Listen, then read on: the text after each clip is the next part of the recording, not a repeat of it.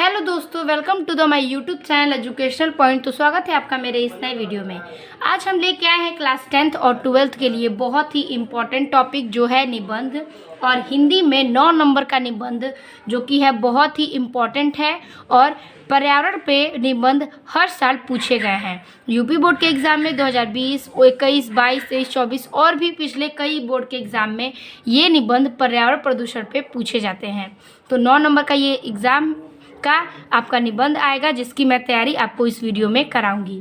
तो बहुत ही इजी से वर्ड्स हैं और 100% पूछे जाने वाला ये निबंध है। निबंध जो है प्रदूषण पे 10th और 12th में हर बारी आने वाला ही ये निबंध है। तो चलिए आज की इस वीडियो में हम देखेंगे पर्यावरण पर निबंध प्रदूषण पे। चलिए वीडियो को स्टार्ट करते हैं। तो सबसे पहले हमें रूपरेखा में लिखना है। तो रूपरेखा वो कहलाता है, जैसे कि आप रूपरेखा में कितने हेडिंग देना चाहते हैं, तो आपको जितने हेडिंग के बारे में जानकारी है, जितने आप जानकारी देना चाहते हैं इस निबंध पर, वो सब पहले हम हेडिंग को एक साथ लिखेंगे। जैसे तो रूपरेखा में हमें लिखना है प्रस्तावना, और दूसरा लिखना है प्रदूषण का अर्थ, तीसरा है प्रदूषण के प्रकार, और चौथा है समस्या तथा समाधान, और लास्ट हेडिंग होगा हमारा उपसंहार। तो देखिए रूपरेखा में ये पांचों टॉपिक्स जो है बहुत ही इम्पॉर्टेंट हैं, जिसको हम इसमें लिखेंगे। अब हम बारी बारी से एक एक हेडिंग का आपको डिफिनीशन यानी कि जो उसमें लिखना है हम उसे दिखाएंगे। तो देखिए सबसे पहले हमें प्रस्तावना में क्या लिखना है। तो प्रस्तावना में हम लिखेंगे कि प्रस्तावना कह रहा है आजकल प्रदूषण की समस्या बहुत ज़्यादा बढ़ रही है। इस समय हमारे समझ सबसे बड़ी चुनौती पर्यावरण को बचाने का है। मतलब आजकल का प्रदूषण और पर्यावरण जो है वो एक ही चीज़ होती है, तो वो बहुत ही ज़्यादा बढ़ रहा है। हमारे शहर से गांव में तो भी वही हाल है और शहर में भी। तो प्रदूषण आजकल बहुत ज़्यादा उसकी समस्याएं हैं और ये बढ़ रही हैं। इस समय हमारे समझ से सबसे बड़ी चुनौती पर्यावरण को बचाने की है। क्या है? सबसे बड़ी चुनौती हमारी पर्यावरण को बचाने की है, क्योंकि पानी, हवा, जंगल, मिट्टी आदि सब कुछ प्रदूषित हो चुका है। क्या है? पानी, हवा, जंगल, मिट्टी ये सब कुछ क्या है? प्रदूषित हो चुके हैं प्रदूषण के कारण।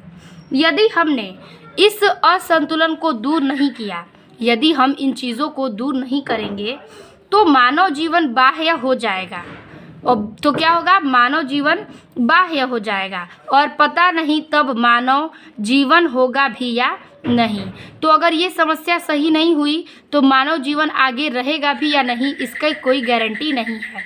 तो प्रस्तावना में किस तरीके से पर्यावरण है और प्रदूषण, वो हम इस प्रस्तावना में लिखते हैं। अब हम देखेंगे प्रदूषण का अर्थ। हेडिंग है हमारा प्रदूषण का अर्थ। तो प्रदूषण का अर्थ क्या है? तो स्वच्छ वातावरण में ही जीवन का विकास संभव है। क्या है? स्वस्थ वातावरण में ही जीवन का विकास संभव है। जब वातावरण में कुछ हानिकारक तत्व आ जाते हैं, जब वातावरण में कुछ हानिकारक तत्व आ जाते हैं तो वातावरण को दूषित कर देते हैं। यह गंदा वातावरण जीवधारियों के लिए अनेक प्रकार से हानिकारक होता है। इस प्रकार वातावरण के दूषित हो जाने को ही प्रदूषण कहते हैं। तो प्रदूषण का अर्थ क्या है? तो प्रदूषण जैसे कि स्वच्छ वातावरण में ही जीवन का विकास संभव है। अगर हमारा वातावरण सही है तो हमारा जीवन भी बहुत ही सही और साधारण हो जाएगा। तो जब वातावरण में कुछ हानिकारक तत्व आ जाते हैं तो हमारा वातावरण क्या होता है? प्रदूषित और गंदा हो जाता है, और यही सब चीज़ें जीवधारियों के लिए भी अनेक प्रकार की हानियां प्रदान करती हैं। तो इसी प्रकार के वातावरण से दूषित हो जाने के कारण ही इसे हम प्रदूषण कहते हैं। जनसंख्या की असाधारण वृद्धि एवं औद्योगिक प्रगति के प्रदूषण की समस्या को जन्म देता है। मतलब कि जनसंख्या से असाधारण वृद्धि, अगर कोई भी चीज़ औद्योगिकी वृद्धि होती है, उसकी प्रगति करती है और वो हमारे साधन से उपयोग नहीं है, तो उससे भी हमारे प्रदूषण की समस्या का जन्म होने लगता है। तो ये हो गया हमारा प्रदूषण का अर्थ। प्रदूषण के प्रकार। तो प्रदूषण के प्रकार हमारा तीसरा हेडिंग था। तो आज अब हम देखेंगे कि प्रदूषण के प्रकार में क्या लिखना है। तो देखिए, आज के वातावरण में प्रदूषण निम्न रूपों से दिखाई पड़ता है। तो कैसे दिखाई पड़ता है? तो पहला है वायु प्रदूषण, दूसरा है जल प्रदूषण, तीसरा है ध्वनि प्रदूषण और चौथा है रासायनिक प्रदूषण। तो ये हमारे चारों हेडिंग है प्रदूषण के प्रकार में। अब हम बारी बारी से इन प्रदूषण को देखेंगे और जानेंगे। वायु प्रदूषण। तो वायु प्रदूषण क्या है? तो देखते हैं। देखिए, वायु प्रदूषण, वायुमंडल में विभिन्न प्रकार की गैसें एक विशेष अनुपात में उपस्थित रहती हैं। क्या है कि वायुमंडल में विभिन्न प्रकार की गैस जो है वो एक विशेष अनुपात में उपस्थित होती हैं। कई गैसें एक साथ ही उपस्थित हो जाती हैं। जीवधारी अपनी क्रियाओं द्वारा ऑक्सीजन और कार्बन डाइऑक्साइड छोड़ते रहते हैं। जो जीवधारी हैं वो अपनी क्रिया करते रहते हैं और ऑक्सीजन और कार्बन डाइऑक्साइड छोड़ते रहते हैं। हरे पौधे प्रकाश की उपस्थिति में कार्बन डाइऑक्साइड लेकर, जो हरे पौधे हैं वो प्रकाश की उपस्थिति में, मतलब सूर्य की रोशनी की हाजिरी में वो कार्बन डाइऑक्साइड लेते हैं और ऑक्सीजन लेकर ऑक्सीजन निकासित करते रहते हैं। मतलब ऑक्सीजन का वो निकासित यानी कि लेन देन करते रहते हैं, उसे हम कहते हैं वायु प्रदूषण। ठीक है। अब हम देखेंगे दूसरा है हमारा जल प्रदूषण। तो जल प्रदूषण क्या कह रहा है? तो देखिए, जल प्रदूषण में हम लिखेंगे कि सभी जीवधारियों के लिए जल बहुत महत्वपूर्ण और आवश्यक है। सारे जीव जंतु और मनुष्य के लिए जो जल है वो बहुत ही महत्वपूर्ण और उनके जीवन के लिए अति आवश्यक है। पौधे भी अपना भोजन जल के माध्यम से प्राप्त करते हैं। क्या करते हैं? पौधे जो हैं वो अपना भोजन जल के माध्यम से प्राप्त करते हैं। यह भोजन पानी में घुला रहता है। ठीक है, इनका जो भोजन है वो पानी में ही घुला रहता है। जल में अनेक प्रकार के खनिज तत्व, कार्बनिक, अकार्बनिक पदार्थ तथा गैसें घुली रहती हैं। क्या करती हैं कि ये जो तत्व हैं वो कार्बनिक और अकार्बनिक पदार्थ गैसें आपस में घुली रहती हैं। यदि जल में यह पदार्थ आवश्यकता से अधिक मात्रा में हो जाते हैं, ठीक है, यदि अगर जल जो है आवश्यकता से अधिक मात्रा में हो जाते हैं तो वो जल हमारे लिए हानि करते हैं। ऐसे ही हो जाएगा हमारा जल प्रदूषण। अगर जल में गंदगी है तो हम उसे नहीं पी पाते, क्योंकि अति आवश्यक पदार्थ उसमें चले जाते हैं, जिसके कारण जल दूषित हो जाता है और वही हो जाता है जल प्रदूषण। तो हमें सिर्फ शुद्ध जल का उपयोग करना है और यही हमारा जीवन का गुजारा जल के कारण ही होता है। हमारे जीवन में जल की बहुत ही महत्वपूर्ण एक इकाई है। ठीक है, तो जल प्रदूषण में हमें इतना ही लिख देना है। अब हम देखेंगे ध्वनि प्रदूषण। ध्वनि प्रदूषण कह रहा है कि ध्वनि प्रदूषण आज की एक नई समस्या है। क्या है? तो ध्वनि प्रदूषण आज की एक नई समस्या है। इसे वैज्ञानिक प्रगति ने पैदा किया है। क्या किया है? इसे एक वैज्ञानिक पद्धति ने पैदा किया है। मोटर, कार, ट्रैक्टर, जेट विमान, कारखानों के सायरन मशीनें तथा लाउड स्पीकर आदि ध्वनि के संतुलन को बिगाड़कर ध्वनि प्रदूषण उत्पन्न करते हैं। देखिए, जैसे कि मोटर हुआ, कार हुआ, ट्रैक्टर हुआ, इन सब की जो आवाज़ें हैं, कारखानों की जो आवाज़ें हैं, speakers, loud speakers, machine, siren, जो भी सारी चीज़ें हैं उनकी ध्वनि से ही हमारा क्या होता है? ध्वनि प्रदूषण। तेज ध्वनि के कारण ही हमारे यहाँ ध्वनि प्रदूषण फैलती है, जो लोगों को स्वास्थ्य में बहुत ही हानियाँ पहुँचाती हैं। तेज ध्वनि में स्वर शक्ति का हास्य होता है। क्या होता है? तेज ध्वनि में स्वर शक्ति की हास्य होती है और कार्य करने की क्षमता पर भी बुरा प्रभाव पड़ता है। अगर तेज लाउड होता है, स्पीकर होता है, तो हमारे काम में ध्यान नहीं लग पाता। कोई भी चीज़ अगर हम शांति से करते हैं तो वो हो जाता है, लेकिन शोर शराबे में करते हैं तो वो नहीं हो पाता है। उसी को हम कहते हैं क्या? ध्वनि प्रदूषण। तो ध्वनि प्रदूषण में हम इतना लिख देंगे। अब है हमारा चौथा और लास्टवा प्रकार, वो है रासायनिक प्रदूषण। तो रासायनिक प्रदूषण में आपको क्या लिखना है?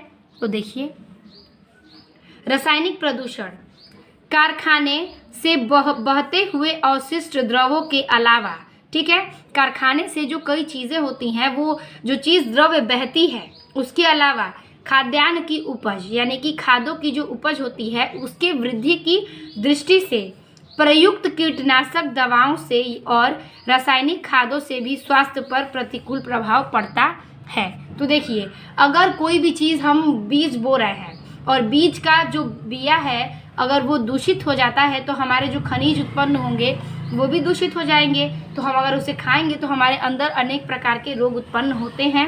तो दवाई, जैसे लोग कीटनाशक दवाई डालते हैं कि उसके कीड़े मर जाएं, तो जो दवा है वो तो खनिज पे प्रभाव कर रहा होगा ना, तो उसी की वजह से हमारे शरीर पर प्रभाव डालता है और ये रासायनिक प्रदूषण का एक कारण है। ये पदार्थ पानी के साथ बहकर नदियां, तालाबों और समुद्र में पहुंच जाते हैं। ये जो गंदगी है वो पानी की एक दूसरे की सहायता से बहकर नदी, तालाब, समुद्र में पहुंच जाते हैं और इसे हम रासायनिक प्रदूषण कहते हैं। ये हो गया हमारा प्रदूषण के प्रकार, जो कि इतना था। ठीक है, अब हम देखेंगे समस्या तथा समाधान। तो समस्या तथा समाधान हम पर्यावरण और प्रदूषण में क्या लिखेंगे, चलिए देखते हैं। आपको इसी प्रकार से हेडिंग के साथ साथ लिखना है ताकि आपको इसमें कोई समस्या ना हो। देखिए, समस्या तथा समाधान हम हेडिंग लिखेंगे और लिखेंगे पर्यावरण प्रदूषण का सबसे बड़ा कारण विश्व की जनसंख्या में तेजी से होने वाली वृद्धि है। पर्यावरण और प्रदूषण क्या है, वो सबसे बड़ा कारण है विश्व की जनसंख्या में तेजी से होने वाली वृद्धि। पर्यावरण प्रदूषण होने का दूसरा बड़ा कारण विज्ञान है। जो विज्ञान है उसकी वजह से भी पर्यावरण और प्रदूषण फैल रहा है। पर्यावरण को दूषित करने वाली परिस्थितियाँ, ठीक है, पर्यावरण को दूषित करने वाली परिस्थितियाँ हैं, जो परिस्थितियाँ आज मानव के समक्ष चुनौती बनकर खड़ी है। क्या है वो परिस्थितियाँ पर्यावरण प्रदूषण की मानव के समक्ष चुनौती बनकर खड़ी है। वातावरण को दूषित करने में हम सभी जिम्मेदार हैं। क्या है, वातावरण को दूषित करने में हम सब जिम्मेदार हैं, क्योंकि कूड़ा करकट और कई चीज़ें, पॉल्यूशन जो होता है वो हम लोग ही करते हैं। उसकी वजह से पर्यावरण और प्रदूषण फैलता जा रहा है। अतः इसका निदान भी हम सबको मिलकर ही करना पड़ेगा। ठीक है, मतलब इसका निदान जो है वो हम सब एक साथ एकजुट होकर इसकी निदान को कर सकते हैं, इसका कोई रास्ता निकाल सकते हैं। नदियों के पानी को प्रदूषण से बचाने के लिए हमें उस जल में मृत जीवों अथवा शवों को भी प्रवाहित नहीं करना चाहिए। यानी कि मृत जीव या फिर हमारे शरीर की जो गंदगियां हैं उनको हम नदी में अगर न बहाएं, पानी से न अट्रैक्ट करें, तो और जो शवें होती हैं यानी कि मृत शरीर यानी कि लाशें, वो भी अगर हम गंगा में या फिर किसी भी नदी में न बहाएं मार पीट के किसी जंतु को, तो वो भी एक प्रकार का प्रदूषण का कारण ही है। तो उससे भी हम बच सकते हैं। तो यही समस्या और समाधान है जो कि हमें एक साथ एकजुट होकर करना है, ताकि ये सब कुछ हमारे एक साथ होने से ख़त्म हो जाए, तभी हमें पर्यावरण की समस्या से समाधान मिलेगा। तो समस्या और समाधान हमें इतना ही लिख देना है। और लास्टवा हेडिंग होता है आपका उपसंहार। उपसंहार में हमें लिखना है कि उपयुक्त उपायों से हम वातावरण को शुद्ध बनाए रख सकते हैं। क्या है, उपयुक्त उपायों से हम वातावरण को शुद्ध बना सकते हैं और पर्यावरण प्रदूषण की समस्या सारे विश्व में है। मतलब विश्व या दुनिया के हर एक कोने में पर्यावरण और प्रदूषण की समस्या होती रहती है। इसमें कोई भी देश या क्षेत्र बच नहीं सकता। क्या करता है, कोई भी देश और क्षेत्र या फिर किसी भी गांव और हम जो ये टाउन होते हैं उसमें कहीं भी पर्यावरण और प्रदूषण से कोई बच नहीं सकता। उनमें हमें भी पूरी सामर्थ्य के साथ सहायता करनी चाहिए। मतलब उन सब में उन लोगों के साथ हमें पूरा अपना समर्थन के साथ उसकी सहायता करनी चाहिए। तो ये हो गया हमारा उपसंहार। तो इसी प्रकार से हमारे बोर्ड एग्जाम के आपके 9 नंबर के ये जो क्वेश्चंस हैं, मतलब ये 9 नंबर का निबंध जो बहुत ही इम्पोर्टेंट है, और हमारे इस वीडियो में पर्यावरण का प्रदूषण का जो बहुत ही इजी सा डिफिनीशन था वो मैंने आपको इस वीडियो में बता दिया। तो 100% श्योर है कि ये पर्यावरण प्रदूषण का ये जो निबंध है ये आपके बोर्ड एग्जाम में पूछे जाएंगे। 10th और 12th के बच्चे आप इस वीडियो को देख लीजिएगा। मिलते हैं आपसे अगले वीडियो में। वीडियो पसंद आई हो तो अपने दोस्तों को शेयर कीजिए। तब तक के लिए धन्यवाद।